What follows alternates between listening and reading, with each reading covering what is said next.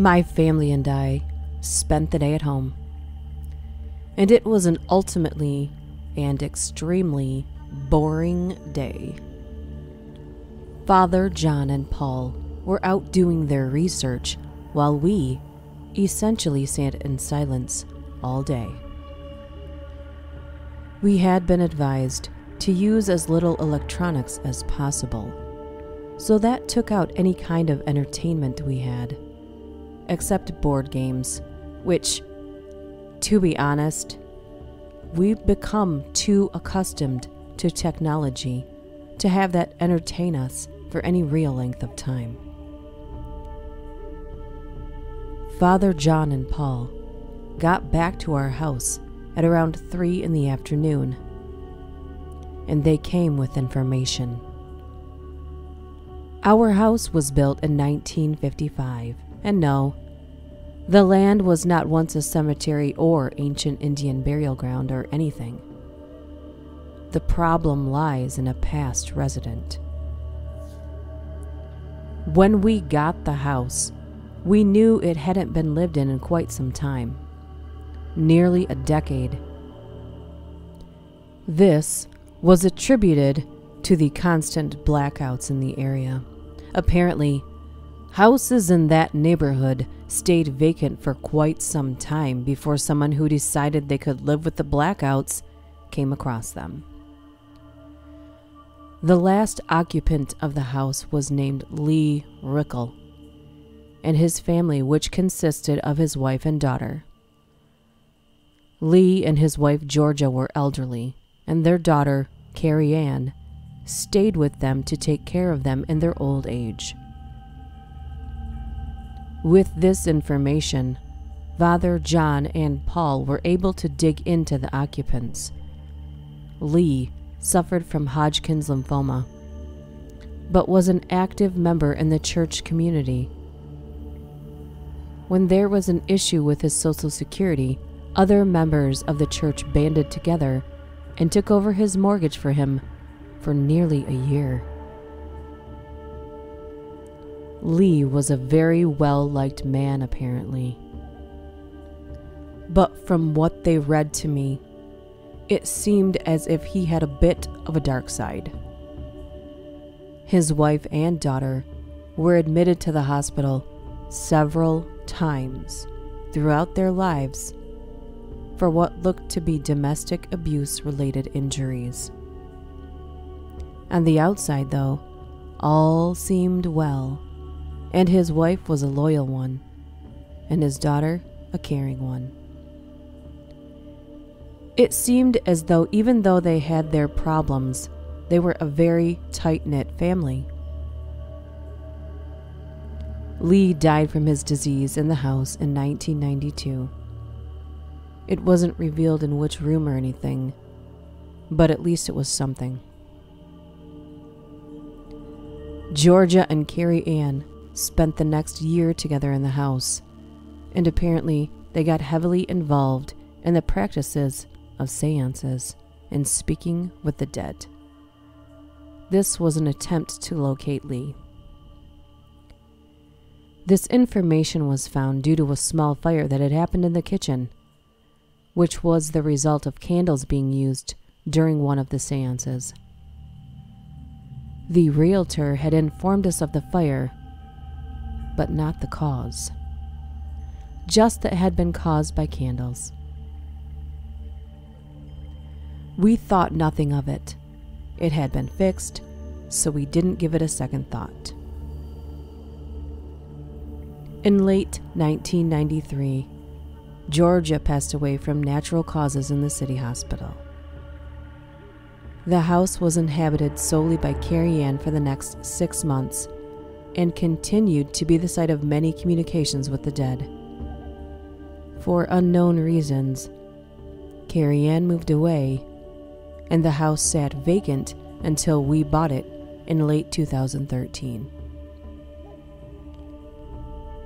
Carrie Ann committed suicide last week and was buried in the cemetery in a plot next to her parents. Father John and Paul then gave their opinions on what they felt the issue was. They are under the impression that with the death of Carrie Ann, the Rickle family is now back together, and they want their house back. We thought back to when I was spoken to for the first time with the phrase, "You've been here long enough, it's time to come home," and came to the conclusion that those were two separate statements, as in, you and your family have been here long enough, it's time for us to come home. I know this is a long shot, but it would fit the scenario if this was in fact the case. As far as them suddenly getting violent, it's thought that it was due to my apprehension to let them in. They had smiled and waved in a gesture of friendliness, and I had taken it the wrong way. When we left the house, they knew we would eventually come back. They showed up at the hotel and then the cabin to continue to persuade us to leave the house for good. And when I shot the smiler through the window, it apparently angered them. So they broke all the windows and came in, prepared to attack. Our guess is that due to the limited energy being used at the cabin, they couldn't defend against the knife attack. So they disappeared when I attempted to stab the woman's smiler.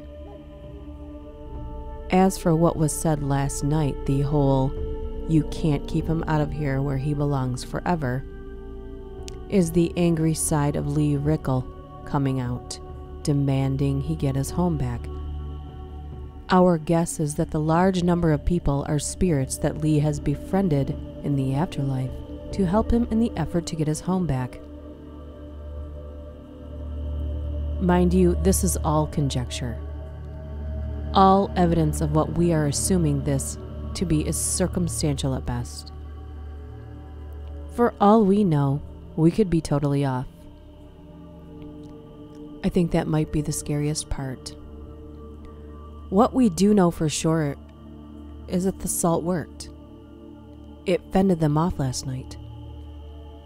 Also, the smilers seemed to respond to Father John's rosary, so that was a good line of defense too.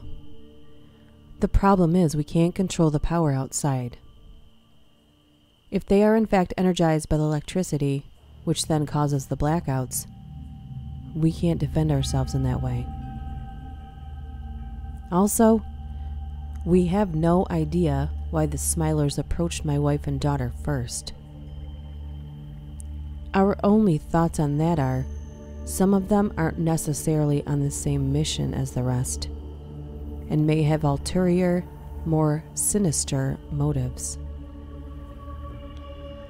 I have to say, it's extremely frustrating not knowing what exactly it is we're dealing with, and working only off semi-educated hypotheses, but it's all we have.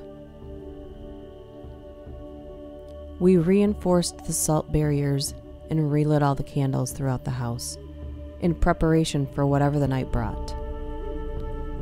We then just waited, each taking turns sleeping while others kept an eye out. Nothing happened until about 3:30 a.m. Father John woke me up and told me he had heard something upstairs. We looked out the window and from what we could see, all the power was on the street. Myself, Paul, and Father John made our way upstairs, each armed with a holy relic. We searched the upstairs but found nothing.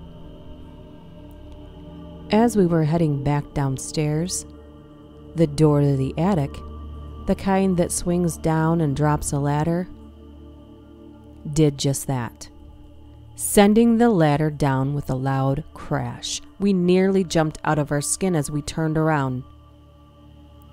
An angry-looking smiler, oxymoron I know, bobbed his way down the attic stairs. Father John started saying a prayer, while Paul and I held up our rosaries. This smiler did not seem to be fazed by the holy relics. It was as if he knew they would hurt him, so he wasn't so quick to advance on us. Instead, he almost tiptoed toward us, backing us down the stairs. And I finally spit out, "What do you want?" And it just started whispering incoherently.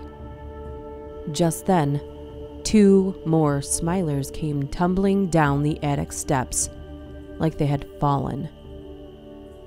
They got to their feet and moved ahead quickly behind their angry friend. Suddenly, the smiler behind the one that was slowly approaching us pushed the one closest to us directly into us. It hit Father John's cross and let out a shriek, and before it disappeared into thin air, it knocked us backwards down the stairs, and we all tumbled on top of one another as we fell, step after step. The 2 remaining smilers threw themselves down the stairs, tumbling just like we had, but voluntarily. They landed at our feet and got back up as if nothing had happened. They ignored us as we were at the bottom of the stairs, writhing in pain, too shaken up to even notice what was happening. Once in the line of sight of my wife, she screamed.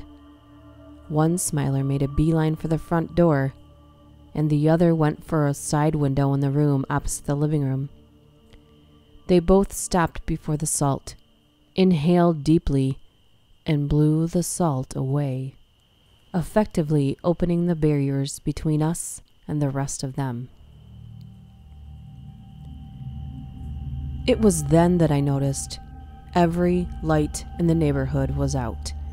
Every street light was out, and every other house, for as far as we could see, were completely pitch black. What seemed to be an entire night sky of stars worth of bouncing, glowing eyes was making its way toward our house from every direction. Father John quickly got up and ran to the smiler at the front door, pressing the relic against it, causing it to dissipate.